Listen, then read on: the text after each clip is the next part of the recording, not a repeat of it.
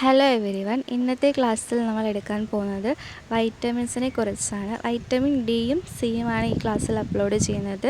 Vitamin എയും ബിയും ഫസ്റ്റത്തെ ക്ലാസ്സിൽ അപ്ലോഡ് ചെയ്തിട്ടുണ്ടായിരുന്നു.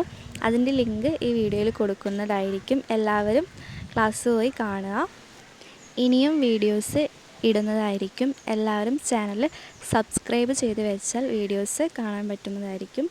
എല്ലാവരും വീഡിയോ ലൈക്ക് ചെയ്യുക, ഷെയർ ചെയ്യുക. ശാസ്ത്രീയ നാമം അസ്കോർബിക് ആസിഡ്. കൃത്യമായി നിർമ്മിച്ച ആദ്യ ജീവകം. ഭക്ഷണം പാകം ചെയ്യുന്ന സമയത്ത് നഷ്ടപ്പെടുന്ന ജീവകം വൈറ്റമിൻ സി.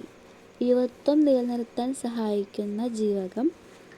യൂറിനിലൂടെ നഷ്ടപ്പെടുന്ന ജീവകവുമാണ് വൈറ്റമിൻ സി.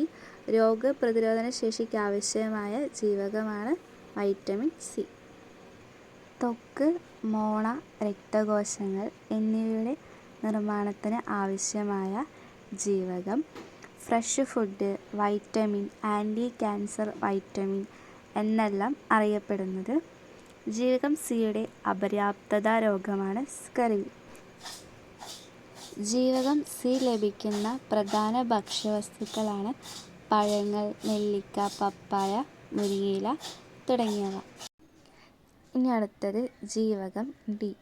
ശാസ്ത്രീയ നാമം കാൽസിഫെറോൾ. അപരനാമം സൺഷൈൻ വൈറ്റമിൻ. എല്ലിൻ്റെയും പല്ലിൻ്റെയും ആരോഗ്യത്തിനാവശ്യമായ ജീവകം.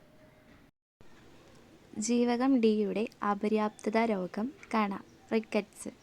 ശരീരത്തിൽ കാൽസ്യം, ഫോസ്ഫറസ് എന്നിവയുടെ ആഗീകരണത്തെ ഉത്തേജിപ്പിക്കുന്ന ജീവകമാണ് ജീവകം ഡി.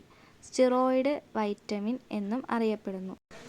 ജീവകം ഡി ധാരാളമായി കാണപ്പെടുന്നത് മത്സ്യ എണ്ണയിലാണ്. ജീവകം ഡി ആയി മാറുന്ന കൊഴുപ്പാണ് എൻഡോസ്റ്റിറോൾ.